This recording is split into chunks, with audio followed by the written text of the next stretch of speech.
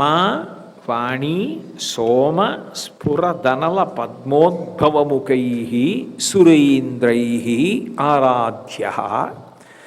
శంకరాచార్యులు వారు వరుసగా చెప్తున్నారు. రమా లక్ష్మీదేవి చేత సేవింపబడేవాడా. రమా అంటే లక్ష్మి పరమైశ్వర్యయుక్తురాలు. పరమైశ్వర్యయుక్తురాలు అంటే ఆవిడ చేతులతో ఇవ్వక్కర్లేదు ఏది, కేవలము ఆవిడ చూపుల చేత ఏదైనా ఎంతైనా అనుగ్రహిస్తుంది. ఈక్షణ శక్తి అంటారు. అది పరమేశ్వరుని యొక్క రూపంలో ఉండేటటువంటి గొప్ప లక్షణం. ఆయన చేతులతో ఏమీ చెయ్యడు, కేవలము చూసి చేసేస్తాడంతే. అందుకే పోతన గారు ప్రార్థన చేస్తూనే శ్రీకైవల్యపదంబు చేరుటకునై చింతించదన్ లోకరక్షైకారంభకు భక్తపాలన కళా సంరంభకున్ దానవోద్రేక స్తంభకు కేళిలోల విలస దృగ్జాల సంభూత నానా కంజాత భవాండ కుంభకు మహానందాంగన డింబకున్ అంటారు. తన చూపుల చేత కోట్ల బ్రహ్మాండములను సృజించి రక్షించి లయం చేయగలిగిన శక్తి కలిగినవాడు. విశ్వామరేంద్రపద విభ్రమదాన దక్షం అంటారు కనకధారా స్తోత్రంలో శంకరాచార్యులు వారి లక్ష్మీదేవి గురించి. ఆవిడ కేవలం తన చూపులతో ఇంద్ర పదవిని ఇచ్చేస్తుంది. అంత శక్తి ఆ చూపుకి. అందున కటాక్షం పొట్టి చూపు ఇలా చూసిందా అంత అనుగ్రహాన్ని వర్షించేస్తుంది. అంత వర్షించగలిగినటువంటి తల్లి, అంత పరమైశ్వర్యయుక్తురాలు, ఆమె వంక ఎవరు చూడాలని కోరుకుంటూ ఉంటుంది అంటే ఎప్పుడు నారాయణమూర్తి తనని చూడాలని కోరుకుంటూ ఉంటుంది. ఆయన తన వంక చూడాలని, తాను ఆయన వంక చూస్తున్నానని ఆయన చూసేస్తాడేమోనని బెంగపెట్టుకుంటుందట. ముగ్ధా ముహుర్విదధతి వదనే మురారే ప్రేమత్రపా ప్రణిహితాని గతా అగతాని మాలాదృశోర్మధుకరీవ మహోత్పలేయా సామే శ్రియం దిశతు సాగర సంభవాయా అంటారు. ఆవిడ ముగ్ధా ముహుర్విదధతి వదనే మురారే. ముగ్ధ అంటే ఆరోగ్యవంతమైన సిగ్గు కలిగినది. ఆవిడికి ఎప్పుడూ విష్ణువుని చూడాలని ఉంటుంది. ఆవిడ విష్ణుమూర్తిని అలా చూస్తోందనుకోండి, ఆయనకి ఆవిడ్ని చూడాలని ఉంటుంది. ఆయన ఏదో పని మీద అటు ఇటు తల తిప్పినట్టుగా ఆవిడ వంక చూశాడనుకోండి, నన్నే తను చూసేస్తోందని ఎక్కడ తెలిసేసుకుంటాడో ఎక్కడ చూసేస్తాడోనని తను చూడనట్టుగా ఇలా ఓసారి చూసి తల తిప్పుకుంటూ ఉంటుంది. ఎప్పుడో అప్పుడు ఈవిడ ఆయనని చూస్తోందన్న విషయం ఆయన తన చూపుల చేత తెలుసుకొని చూపులు కలుసుకుంటాయి. అప్పుడు అవి హారంలాగా ఉంటాయిట. ముగ్ధా ముహుర్విదధతి వదనే మురారే ప్రేమత్రపా ప్రణిహితాని గతాని మాలాదృశోర్మధుకరీవ మహోత్పలేయ. తుమ్మెదల మాల ఎలా ఉంటుందో చూపుల మాల అలా ఉంటుందట. సమస్త బ్రహ్మాండములను సృజించేటటువంటి పరమాత్మ అయినటువంటి శ్రీమన్నారాయణుణ్ణి కూడా తన చూపుల చేత సంతోషపెట్టగలిగిన తల్లి, ఆఖరికి ఇంద్ర పదవినైనా సరే నీ చూపుల చేత ఇవ్వగలిగిన దానా, నీకు మాత్రం ఏమిటి సంతోషం అంటే ఆయన నీ వంక చూడడం సంతోషం. లోకమంతా ఏమని కోరుకుంటుంది? లక్ష్మి మా వంక చూడాలని కోరుకుంటుంది. లక్ష్మి ఏం కోరుకుంటుంది అంటే ఆయన తన వంక చూడాలని ఆవిడ కోరుకుంటూ ఉంటుంది. అందుకే బహుకాలంబు శ్రమించి వ్రతముల్ పాటించి కామించి నీ మహనీయోజ్వల పాదరేణుకణ సంస్పర్శాధికారంబు శ్రీ మహిళారత్నము తొల్లి కాంచనిది నేమం బేమియున్లేక ఈహై నీపాద యుగాహతింబడచనీడచ్చద్భుతం ఈశ్వర అంటారు కార్యమర్ధన ఘట్టంలో. లక్ష్మీదేవి అంతటిది శ్రీ మహావిష్ణువు యొక్క పాదములకు అంటుకున్న ఒక ధూళికణాన్ని స్వతంత్రంగా ముట్టుకుని తల మీద వేసుకోవడానికి అంత తపస్సు చేసిందిట. ఆయనంటే ఆవిడికి అంత ప్రీతి. లోకంలో లక్ష్మీదేవి చూస్తే చాలనుకుంటారు. ఇక లక్ష్మి వస్తే, లక్ష్మి ఆ ఇంట్లో కూర్చుంటే, లక్ష్మీదేవి పాదములు ముట్టుకోగలిగితే, రోజు ఆవిడ పాదములు పట్టుకుని ఆవిడ పాదములు కడిగి ఆవిడ పాదములకు నమస్కరించి పాదోదకాన్ని తాకగలిగితే ఎంత అదృష్టం.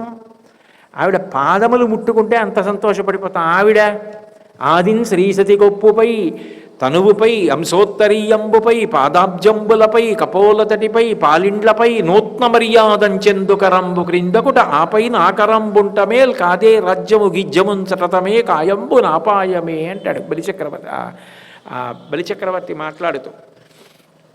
లక్ష్మీదేవి ఎంత సంతోషపడిపోతుందంటేట, నారాయణమూర్తి ఆవిడ భుజం మీద చెయ్యి పట్టుకున్నా కొంగు పట్టుకున్న, బుగ్గలు పుట్టుకున్న ఆవిడ వంక చూసిన అంత ఆనందపడిపోతుందట. లోకములనన్నింటినీ సంతోషపెట్టగలిగిన లక్ష్మి శ్రీమన్నారాయణ స్పర్శ చేత అంత ఆనందపడిపోతుందట. ఏదో భుజం మీద చెయ్యేశాడు అని కాదుట. గురువుగారు శిష్యుణ్ణి దగ్గరికి పిలిచి ఏమాయ్ అని భుజం మీద చెయ్యేశారనుకోండి, ఎంతో సంతోషపడిపోయి ఇవాళ గురువుగారు నా భుజం మీద చెయ్యేసి దగ్గరికి పిలిచారు అని ఆనందపడిపోతాడు గురుస్పర్శకి. అట్లా నూత్న మర్యాదంచెందుకరంబు క్రిందకుట. నారాయణమూర్తి తన ఒంటి మీద చెయ్యి వేస్తే లక్ష్మీదేవి అంత పులకరించిపోతుందట. అటువంటి నారాయణుడి చెయ్యి కింద నా చెయ్యి పైన ఎంత గొప్ప అన్నాడు బలిచక్రవర్తి. ఆయన కర్మ ఎందుకు చెయ్యి కింద పెట్టాలి? ప్రహ్లాదుడు ఉన్నాడు తాతగారు, అభిశంసించలేక 3 అడుగులు దానవడిగి ఇంద్రుణ్ణి కాపాడడానికి వామనమూర్తి అయ్యి వచ్చి చేయి చాపి దానమడిగి ఇంద్రుణ్ణి కాపాడుకున్నాడు. అంతటి దయామూర్తి భగవానుడు. లక్ష్మీదేవి ఆయన స్పర్శకి అంత పొంగిపోతుంది. ఆయన పాదములు ఒత్తవలసి వస్తే ఒక తెగ ఒత్తదట. లక్ష్మీమహీ తదనురూప నిజానుభావ నీలాది దివ్య మహిషీకర పల్లవానాం మారుండ సంక్రమణ తక్కిల సాంద్రరాగౌ శ్రీవేంకటేశ చరణౌ శరణం ప్రపద్యే. ఆమె ఒళ్ళోకి పెట్టుకుంటుంది కాళ్ళు. నారాయణమూర్తి పాదములు తన ఒళ్ళో పెట్టుకుని నేను నా చేతులతో ఒత్తితే ఒక కాలే ఒత్తగలనని తానే లక్ష్మి, తానే నీళ్ళ, తానే భూదేవి అయి ఆ పాదములను ఒత్తుతుందిట. నల్లని పాదముల మీద ఎర్రటి ఆమె పాదములు పడుతుంటే ఆ ఎర్రటి కాంతులు పాదముల మీద పడి మెరుస్తున్నాయి. అవి నేను చూసి శరణాగతి చేస్తున్నాను అంటారు. అంత ప్రేమగా అనుగమిస్తుంది ఆయన్ని. ఆయన పాదములు పట్టుకుని ఆయనతో కలిసి నడుస్తుంది కాబట్టి ఆయన గుండెలలో పెట్టుకున్నాడు. ఆమె పాదముల దగ్గర కూర్చుంది, ఆయన ఎత్తి గుండెల్లో పెట్టుకున్నాడు, అనుగమించింది కాబట్టి. లక్ష్మీం క్షీరసముద్రరాజతనయాం శ్రీరంగధామేశ్వరీం దాసీభూత సమస్తదేవ వనితాం లోకైక దీపాంకురాం శ్రీమన్మందకటాక్షలబ్ధ విభవద్బ్రహ్మేంద్ర గంగాధరాం త్వాం త్రైలోక్య కుటుంబినీం సరసిజాం వందే ముకుంద ప్రియాం అంటారు. అంత గొప్పగా లక్ష్మీదేవి లోకములను పరవశింపచేస్తుంది. ఆవిడ యొక్క అనుగ్రహం పడిందనుకోండి, ఆనందించిన వాడు ఎవరుంటాడు? యద్భ్రూభంగా ప్రమాణం స్థిరచర రచనా తారతంజే మురారే వేదాంతా తత్వచింతాం వరభిదురసి యత్పాలచిన్నైతరంతి భోగోపోద్ఘాతకేళీచులికిత భగవత్వైశ్వరూప్యానుభావ సానశ్రీ అస్పృణీతాం అమృతలహరి ధీలంగనీయై అపాంగై అంటారు పరాశర భట్టర్లు శ్రీగుణరత్న కోశంలో. బ్రహ్మగారు ఎవరినైనా సృష్టి చేసేటప్పుడు ఆ పుర్రె చేత్తో పట్టుకొని ఐశ్వర్యం అన్నది ఇవ్వవలసి వచ్చినప్పుడు, మరి తల్లి కదు లక్ష్మీదేవి, తను పుట్టింది విష్ణుమూర్తి నాభికమలంలోంచి పుట్టాడు. అందుకని అమ్మ పాదాల దగ్గర కూర్చుని, అమ్మా వీడికి నేను ఎంత ఐశ్వర్యం ఇవ్వనంటే, వీడు గత జన్మలో ఎవరు, ఈ పుర్రె ఎవరిది అని అడుగుతుంది ఆవిడ. అమ్మ ఈ పుర్రె గత జన్మలో ఫలానా వాడిది. ఓ వాడు ఎంత పెట్టాడు రా అని కనుబొమ పైకెత్తుతుంది. ఆవిడ కనుబొమ పైకెత్తిందా, ఎవ్వని వాకిట నిభమద పంకంబు రాజభూషణ రజో రాజినడగు అంటుంది ద్రౌపదీదేవి విరాట పర్వంలో, భారతంలో. అలా ఇంటి ముందు మదపుటేనుగులు నిలబడేటంతటి ఐశ్వర్యాన్ని ఇచ్చేస్తుందిట. పెట్టినది చూసి అంత ఐశ్వర్యాన్ని ఇస్తుంది. ఆవిడ కనుబొమ కదలిక అంత ఐశ్వర్యానికి కారణమవుతుంది. అటువంటి తల్లి కూడా ఎప్పుడూ ఎవరిని కోరుతూ ఉంటుంది అంటే ఆ శ్రీమన్నారాయణుణ్ణి కోరుతుంది. ఎందుకు అంటే ఆయన గుణముల చేత ఆకర్షింపబడింది. గుణనిధి, అంత దయ. ధన్యున్ లోకమనోభిరామ కుల విద్యారూప తారుణ్య సౌజన్య శ్రీ బల దాన శౌర్య కరుణా సంశోభితున్ నిన్నే కన్యల్ కోరరు కోరదేమురు రమా కాంతాలలామంబు రాజన్యానేకవ సింహ నావలననే జన్మించనే మోహముల్ అంటుంది రుక్మిణీ కళ్యాణంలో. నీ ఎందు లేని గుణం ఏమిటి? సమస్త గుణములు నీ ఎందున్నాయి. కబీర్దాస్ గారు ధరతీ సబ్ కాగజకరావు లేకిని సబ్ బనరాయి సాత్ సమందకి మసికరావు హరిగుణలి ఖా నజాయి అన్నాడు. భూమిని అంతటినీ కాగితం చేసుకుని సప్త సముద్రాలు సిరా చేసుకుని అరణ్యములలో ఉన్న చెట్లన్నీ నరికి కలం చేసుకుని నేను హరి యొక్క గుణములను వ్రాయడం మొదలు పెడితే నాకు ఈ సంభారములు సరిపోలేదు అన్నాడు. అన్ని ఉత్తమ గుణములకు పిన్నిధి అందుకే లక్ష్మీదేవికి ఆయన పేరు చెప్తే అంత సంతోషం. నిజానికి లక్ష్మి రావాలి అంటే నారాయణానుగ్రహం ఉండాలి. మన అమ్మాయి అయినా వచ్చి నువ్వు నెల్లాళ్ళు ఉండవే అంటే ఉండదు. ఆయనకేమో వంట రాదు, ఇంట్లో మామగారు అత్తగారు ఆడబడుచు, ఆ అమ్మాయి వచ్చింది పురిటికి, యువతలేమో ఈయనకి బోల్డ్ అన్ని వ్యవహారాలు, నాన్నగారు ఇక్కడ కూర్చుంటే ఎలా చెల్లుతుందండి, వచ్చాను కదా ఒక 2 రోజులు ఉందని వెళ్ళిపోతానని వెళ్ళిపోతుంది. ఎప్పుడు ఉంటుంది? ఓ వారం రోజులు. ఆయన కూడా వచ్చాడు అనుకోండి, ఆయన పిల్లలు కూడా వస్తే మన కూతురైనా 4 రోజులు స్థిమితంగా మన ఇంట్లో ఉంటుంది. లక్ష్మి ఉండాలంటే ఎలా ఉంటుంది? నారాయణుడితో కలిసి వస్తేనే ఉంటుంది. నిత్యానపాయనీం నిరవద్యాం దేవదేవ దివ్య మహిషీం అఖిల జగన్మాతరం అస్మన్మాతరం అశరణ్య శరణ్యాం అనన్య శరణమహం ప్రపద్యే అని గజ్జలో చెప్తున్నాం కదా. నిత్యానపాయని, ఆయనని విడిచిపెట్టకుండా ఉంటుంది. అందుకని నారాయణమూర్తి ప్రీతి పొందితే లక్ష్మి స్థిర నివాసం చేస్తుంది. అందుకని రమ అంతటి ప్రీతి కలిగిన దాన, జగన్నాథుడు ఎక్కడున్నాడో అక్కడ ఉండేదానా. కాబట్టి జగన్నాథుని కొలవడం, జగన్నాథుని యొక్క రూప గుణ విభూతులను స్తోత్రం చేయడం లక్ష్మీ కటాక్షానికి కారణం. ఇక మళ్ళీ లక్ష్మి గురించి ఏమీ చెయ్యక్కర్లేదు. ఆమె భర్త గురించి మాట్లాడితే ఆమె అంత సంతోషపడిపోతుంది. సుందరకాండలో హనుమ వెళ్ళి ఆవిడ దగ్గర మాట్లాడుతుంటే, ఏది రాముడు ఎలా ఉంటాడు చెప్పు, లక్ష్మణుడు ఎలా ఉంటాడు చెప్పు, రాముడి యొక్క గుణములు ఎలా ఉంటాయి చెప్పు అని రాముని యొక్క గుణములను హనుమ వర్ణిస్తుంటే పరమ పరవశాన్ని పొంది, ఇంకొక రోజు ఉండవయ్యా, ఇన్నాళ్ళకొచ్చావు రామకథ చెప్పావు అంది. ఆవిడికి భర్తృగుణ ప్రీతి అంత గొప్పది, మహాపతివ్రత ఆ తల్లి. అందుకని ఆయనని స్మరిస్తే, ఆయన గుణములను తలుచుకుంటే, ఆయన విభూతులను తలుచుకుంటే ఆవిడ పొంగిపోతుంది. రమ వాణి, వాణి అంటే వాక్కునిచ్చున్నది అని. మంచి వాక్కు ఉన్నదనుకోండి, అజ్ఞాన దాహకత్వం. 84 లక్షల జీవరాశులలో భగవంతుడు ఏ ప్రాణికి ఇవ్వని వాక్కు ఒక్క మనిషికి ఇచ్చాడు. కేవలం భగవన్నామం పలికిన కారణం చేత తరించిపోతాడు.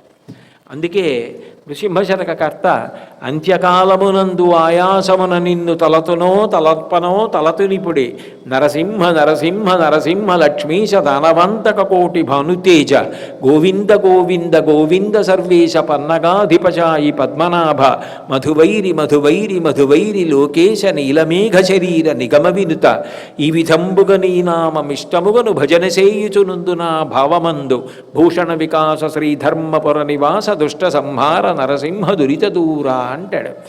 భగవంతుడి నామం పలికితే చాలు, నామి మనని ఆయన దగ్గరికి లాక్కుంటాడు. మిగిలిన ప్రాణులు కొన్ని కోటాను కోట్లున్నాయి, ఏవి పలకగలవు భగవంతుడి నామాన్ని? ఒక్క మనిషి పలకగలడు. అంతేకాదు, మీరు ఒక గ్రంథాలయానికి వెళ్ళి ఎన్ని పుస్తకాలు చదివితేనో వచ్చే జ్ఞానం కేవలం మంచి మాటలు వినడం చేత వస్తుంది. వాక్కు అగ్నిహోత్రం. అగ్ని ఎలా కాలుస్తుందో వాక్కు అజ్ఞానాన్ని అలా కాల్చేస్తుంది, అజ్ఞాన దాహకత్వం చేస్తుంది. చాలా మధురముగా మాట్లాడుతూ మంచి విషయములు చెప్పగలిగిన ప్రజ్ఞ ఆ వాణీకృప కలిగితే కలుగుతుంది. శంకరాచార్యులు వారు సౌందర్యలహరి చేస్తూ శరజ్యోత్స్నాశుద్ధాం శశియుత జటాజూటమకుటాం వరత్రాసత్రాణ స్ఫటిక ఘుటికా పుస్తకరాం సకృన్నత్వానత్వా కథమివ సతాం సన్నిధదతే మధుక్షీరద్రాక్ష మధురిమధురీణా పణితయ అంటారు. మధు తేనె ఎంత తీయగా ఉంటుందో, క్షీర ఆవు పాలు ఎంత కమ్మగా ఉంటాయో, ద్రాక్ష పండు తొక్క కూడా తీయకుండా వృద్ధుల దగ్గర నుంచి పిల్లల వరకు తినేయచ్చు.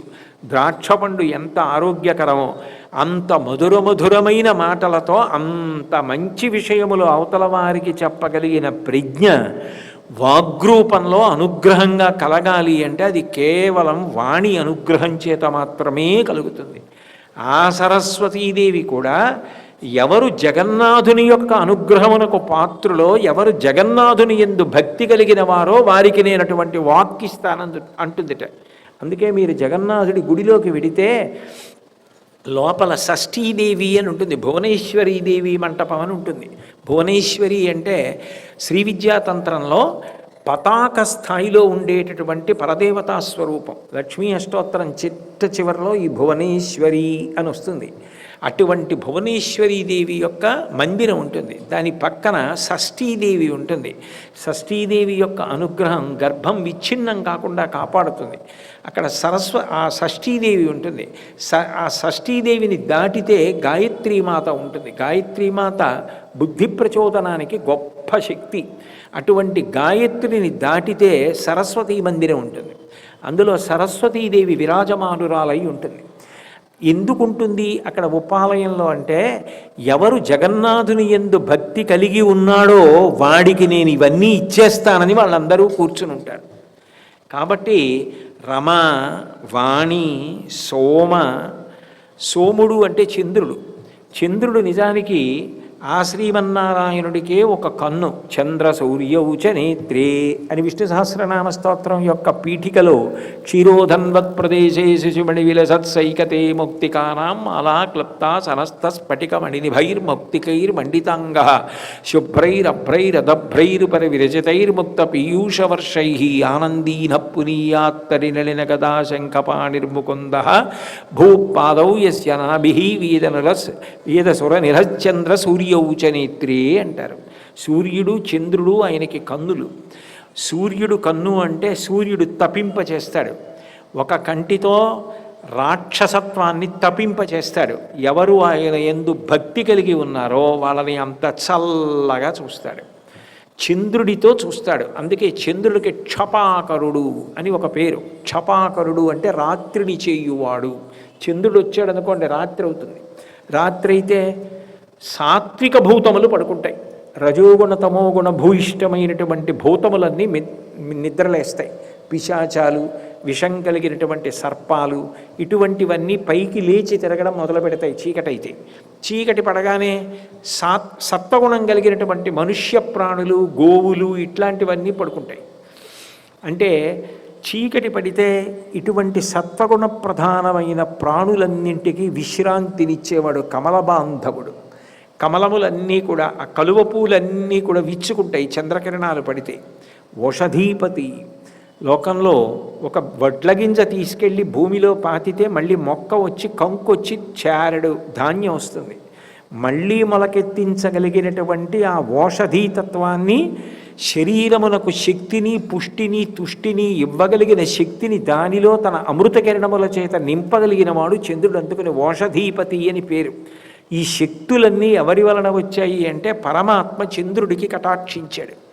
కటాక్షించిన కారణం చేత చంద్రుడు అంత గొప్పవాడయ్యాడు. అందుకని రమ, వాణి, సోమ, స్ఫురదనల ప్రకాశవంతమైనటువంటి అగ్నిహోత్రుడు. అగ్నిహోత్రుడికి పావకి అని ఒక పేరు. సుబ్రహ్మణ్యేశ్వర స్వామికి కూడా ఆ పేరుంది. పావకి అంటే పవిత్రము చేయువాడు. ఆయన అపవిత్రము కాడు. ఆయన ఏది ముట్టుకుంటే అది పవిత్రం అయిపోతుంది. ఆయన శవాన్ని ముట్టుకోనివ్వండి, ఆ శవం అక్కడతో దగ్ధమైపోయి శరీరం పోయి జీవుడు ఉత్తరగతుల వైపుకు వెళ్ళిపోతాడు. అగ్నిహోత్రుడు అపవిత్రం కాడు. ఆయన ముట్టుకున్నవన్నీ పవిత్రమైపోతాయి. అగ్ని వలన 3 ప్రధాన కార్యములు జరుగుతాయి. హవ్యం వహతి దేవానాం కవ్యం కవ్యాసినామపి పాకంచ కురుతేవ స్నేహీ శంకరస్య ఇవ శాసనాత్ అంటాడు లింగపురాణంలో వ్యాస భగవానుడు. దేవతలకి హవ్యం వెళ్ళాలి. మనం హోమం చేసి యజ్ఞం చేసి ఓం నమో నారాయణాయ స్వాహ అంటూ అస్వాహ అన్నప్పుడు సమిధ వెయ్యాలి. స్వాహ అన్నప్పుడే ఆజ్యధార పడాలి. స్వాహ అన్నప్పుడే హవిస్సు పడాలి. స్వాహ అన్నప్పుడు 3 పడాలి. పడితే అగ్నిహోత్రుడు దాన్ని తీసుకెళ్ళి దేవతలకు ఇస్తాడు. అగ్నిహోత్రుడు తీసుకెళ్ళాడని ఎంగిలవదు. అగ్నిహోత్రుడు తీసుకెళ్ళిన కారణం చేత పవిత్రమవుతుంది. అందుకే రామాయణంలో అమ్మా నేను అగ్నిహోత్రుడు పట్టుకెళ్ళినట్టుగా నిన్ను తీసుకెళ్ళి రాముడికి అప్పచెప్తానన్నాడు. అంటే పవిత్రంగా తీసుకెళ్తానమ్మా, రావణుడు తీసుకెళ్ళినట్టు తీసుకెళ్ళనని చెప్పడం కోసం అగ్నితో పోల్చాడు ఆంజనేయ స్వామి. అటువంటి అగ్నిహోత్రుడు యజ్ఞకారకుడు.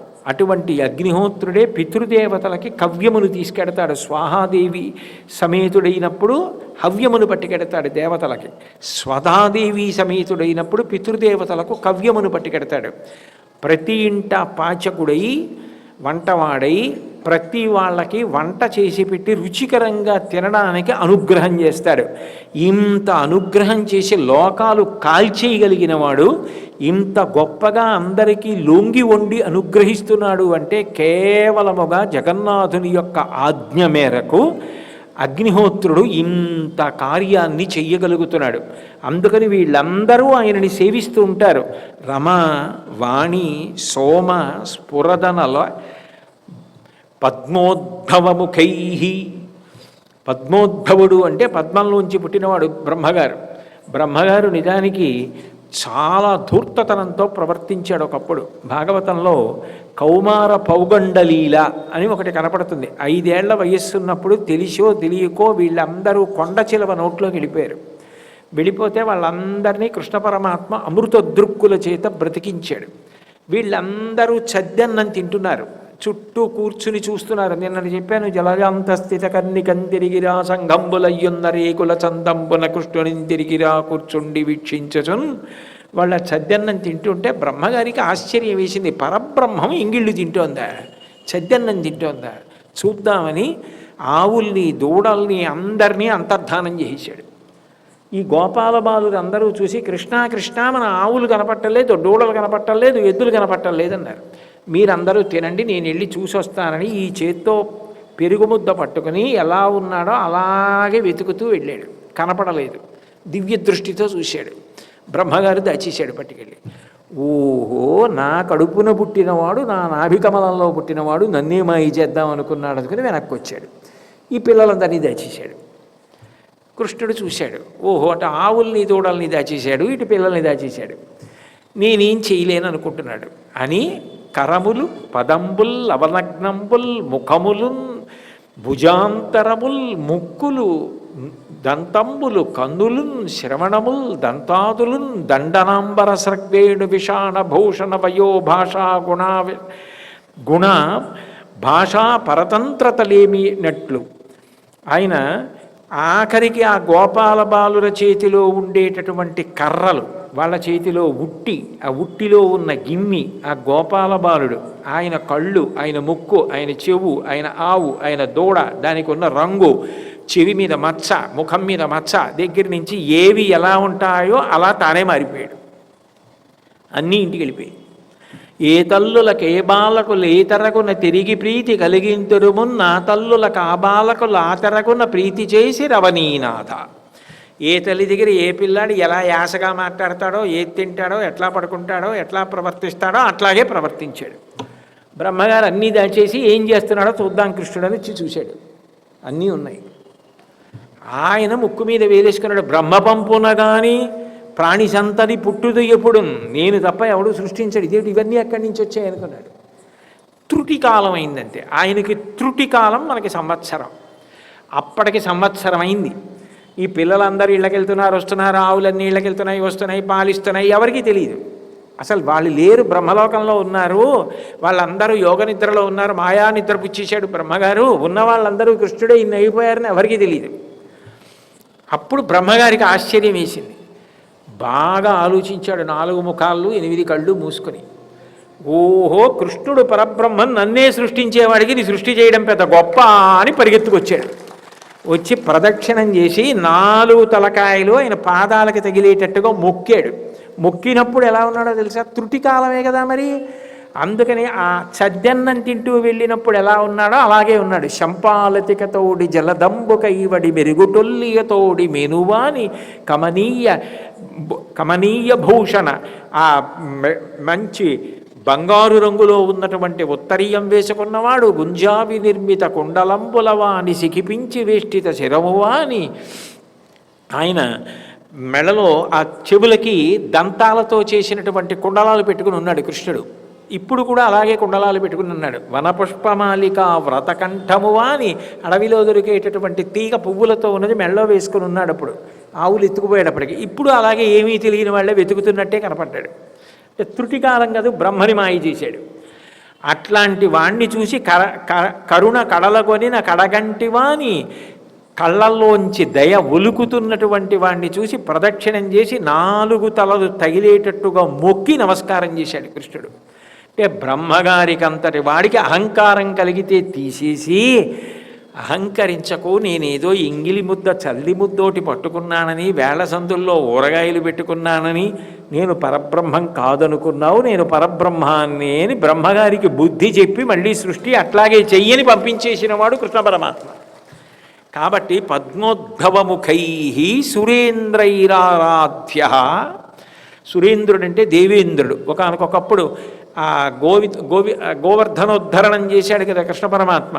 అప్పుడు అహంకరించి ఇంద్రుడు తనకి యాగం చెయ్యలేదని కోపం వచ్చి సంవర్తక మేఘములను ఉంటాయి, అవి ప్రళయకాలంలో వస్తాయి, అంత భయంకరమైన వర్షం కురిపిస్తాయి. వాటిని పిలిచి పెరుగుల్ నేతులు త్రావి క్రొవ్వి భువి నాభీరుల్ మదాభీరులై గిరి సంఘాత కఠోర పత్రదలన క్రీడా సమారంభ దుర్భరదంబోడిధరున్ పురంధరుననున్ పాటించి పూజింపక గిరికిన్ పూజలు చేసిపోయిరెదిపో కృష్ణుండు ప్రేరేపగన్. అదిగో చూశారా, కృష్ణుడు చెప్పాడని పెరుగులు నీతులు బాగా తాగి క్రొవ్వి కృష్ణుడి చుట్టూ ఉన్న వాళ్ళందరూ ఇంద్రయాగం మానేసి గోవర్ధనానికి యాగం చేశారు. కాబట్టి మీరు వెళ్ళి వెంటనే వర్షం కురిపించండి.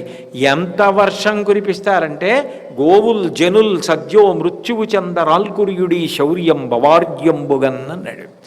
బ్రహ్మాండమైన వర్షం, ఉరుములు మెరుపులు పిడుగులతో ఆవులు దూడలు మనుషులు అందరూ చచ్చిపోవాలా కురిపించండి అన్నాడు. గోవర్ధనోద్ధరణం చేసి 7 రాత్రులు 7 పవళ్ళు అందరినీ రక్షిస్తే ఇంద్రుడు బుద్ధి తెచ్చుకొని పరిగెత్తుకుంటూ వచ్చాడు.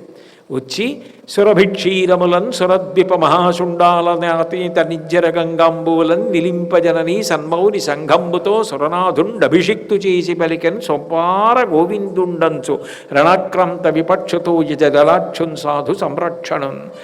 ఆ దిగ్గజములు ఆకాశగంగా జలములను స్వర్ణకలశములతో పట్టుకొస్తే, కామధేనువు ఆవు పాలు పట్టుకొస్తే ఇంద్రుడు కృష్ణుడి మీద పోసి, గోవులను కూడా రక్షించావు, నోరున్న వాళ్ళు అడిగితే ఎవరైనా రక్షిస్తారు, నోరు లేని ఆవులు దూడలు ఒక్కటి చచ్చిపోకుండా 7 రోజులు నేను వాన కురిపిస్తే రక్షించావు, కాబట్టి గోవిందనామంతో నీకు పట్టాభిషేకం చేస్తున్నానని ఇంద్రుడు గోవిందా అని పట్టాభిషేకం చేశాడు. అంటే అప్పుడు కృష్ణ పరమాత్మ అన్నాడు, శ్రీయుతుడవై మదింపకు నాయాజ్ఞను చేయుచుండుము అన్నాడు. నువ్వు ఐశ్వర్యం ఉంది కదా అని మదించకు. సీతకరిగమన, తెల్ల ఏనుగిక్కి వెళ్ళేవాడా, ఐరావతం మీద తిరిగేవాడా, నాయాజ్ఞ చేయుచుండుము నీ అధికారమునందు నిలువు సురేంద్ర, శ్రీయుతుడవై మదింపకు. ఐశ్వర్యం ఉందని మదించకు, ఇక పైన నా ఆజ్ఞని పాటించి యథాతథంగా నువ్వు మళ్ళీ ఇంద్ర పదవిలో ఉండని పంపించేశాడు. కాబట్టి ఇంద్రుడు ఎప్పుడూ ఆరాధిస్తూ ఉంటాడు. సురేంద్రైరారాధ్య శృతి గణశిఖా గీత చరితో. వేదములకు 3 ప్రధానమైన భాగములు ఉంటాయి. సంహిత, బ్రాహ్మణము, ఆరణ్యకము అని 3 భాగాలు. సంహిత అంటే సంకలనము చేయబడి క్రమబద్ధీకరింపబడినది అని. అది బ్రాహ్మణము అంటే ఆ మంత్రాలే ఏ క్రతువుకి ఏవి ఉపయోగించాలి, గృహప్రవేశానికి అయితే ఏమిటి, యజ్ఞం చేస్తే ఏమిటి, యాగం చేస్తే ఏమిటి, పూజ చేస్తే ఏమిటి, ఏ మంత్రము ఎక్కడ ఉపయోగించి ఫలితమును పొందాలో, దేవతల్ని ఎట్లా ఆరాధించాలో చెప్పేవి బ్రాహ్మణములు. ఆరణ్యకములు అంటే దాని పేరే తెలుస్తోంది, అరణ్యంలో కూర్చున్నట్టుగా ఏకాంతంగా కూర్చుని ధ్యానం చేసి వేదము యొక్క అర్థమును తెలుసుకునే ప్రయత్నం చెయ్యడం. ఆ ఆరణ్యకముల చివరి భాగమునందు ఉపనిషత్తులు ఉంటాయి. ఉపనిషత్ అన్న మాటకు అర్థం ఏంటంటే, ఉప అంటే సమీపమునందు కూర్చుండుట. గురువుగారు శిష్యుణ్ణి దగ్గర కూర్చోపెట్టుకొని జ్ఞాన భాగాన్ని చెప్తాడు. అవి వేదముల యొక్క చిట్ట చివర ఉంటాయి. ఒక్కొక్క వేదం చివర ఒక్కొక్క మహావాక్యం ఉంటుంది. ఆ మహావాక్యం అర్థమైందనుకోండి, జీవబ్రహ్మైక్య సిద్ధి కలుగుతుంది. అందుకని అవి అటువంటి ఫలితాన్ని ఇస్తాయి కాబట్టి మహావాక్యాలు అంటారు.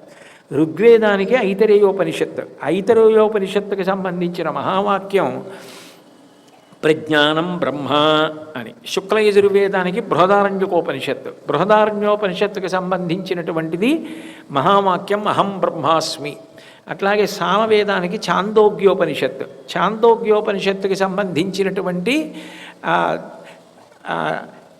మహావాక్యం అది అహం బ్రహ్మతత్వమసి అన్న మహావాక్యం. అలాగే చిట్ట చివర 4వది అధర్వణ వేదం. అధర్వణ వేదానికి సంబంధించి మాండూక్యోపనిషత్తు, మాండూక్యోపనిషత్తుకి సంబంధించినటువంటి మహావాక్యం ప్రజ్ఞానం బ్రహ్మ అన్నట్టే అయమాత్మ బ్రహ్మ అది మహావాక్యం. ఒక్కొక్క వేదానికి ఒక్కొక్క ఉపనిషత్తుకి ఒక్కొక్క మహావాక్యం. ఆ మహావాక్య విచారణ చేస్తే జీవబ్రహ్మైక్య సిద్ధి కలుగుతుంది జ్ఞానము చేత. ఈ జ్ఞానమును చెప్పేవేవున్నాయో అవి ఉపనిషత్తులు. అవి వేదముల యొక్క చిట్ట చివర ఉంటాయి. చిట్ట చివర అంటే తల.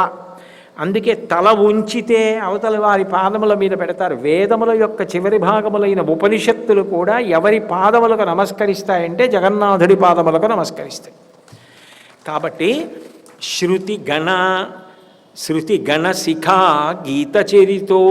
శృతి అంటే వేదముల యొక్క సమూహమైన 4 వేదముల చివరి భాగములైన ఉపనిషత్తుల చేత కీర్తింపబడేటటువంటి లక్షణమున్నవో జగన్నాథస్వామి. జగన్నాథస్వామి నయనపథగామి భవతు మే. అటువంటి జగన్నాథుడా నా కంటి ముందు ప్రకాశించదవుగాక.